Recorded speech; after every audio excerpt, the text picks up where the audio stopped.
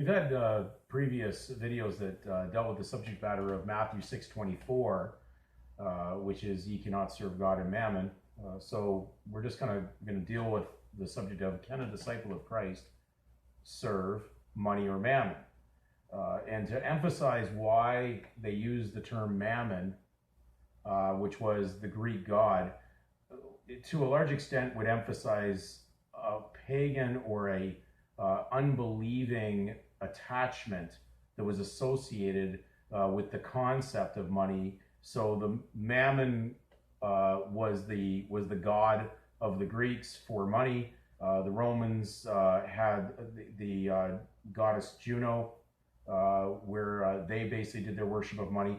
But today we're just going to get into the rudiment understanding of the words in this scripture, so to make it more understandable for everybody when they go to look at a scripture.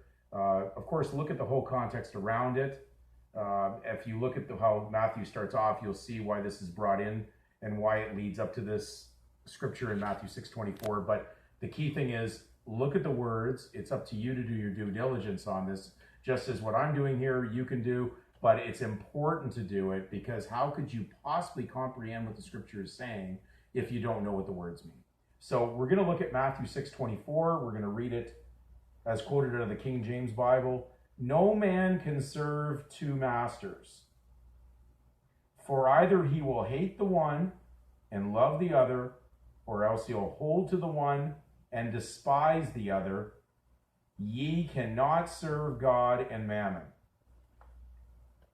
Okay, so now we're just going to look at the key sentence in there. We'll call it a command to an extent. It says, ye cannot serve God and mammon. So I'm going to first take you into a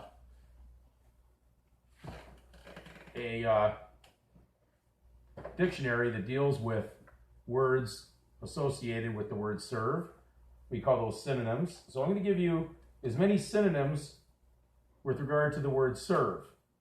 Serve means act, aid, answer, assist, attend, be of use,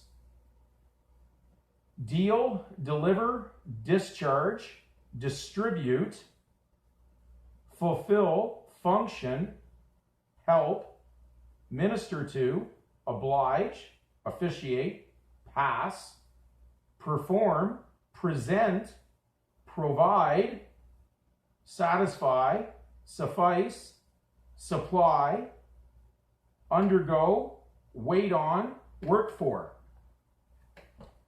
So now we have to take this into context. If I'm just going to use as an example two companies, we'll call one company, just for reference or example, we'll say one company we're going to use in the example will be IBM, and the other one will be General Motors.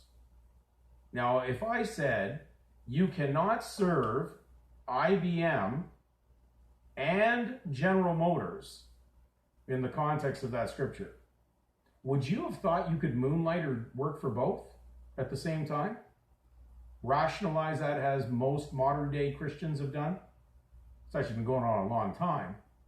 Did the early Christians continue to perform in commerce, serving it?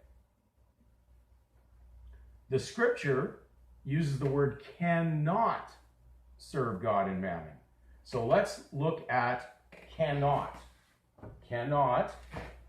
I'm going to take you into the legal dictionary, because there's going to be people saying, well, we're talking about legal sense in the world of money. Okay, so let's look at what the lawyers say about the word cannot.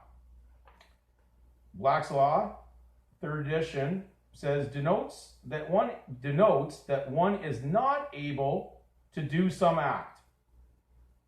The term is often equivalent to shall not.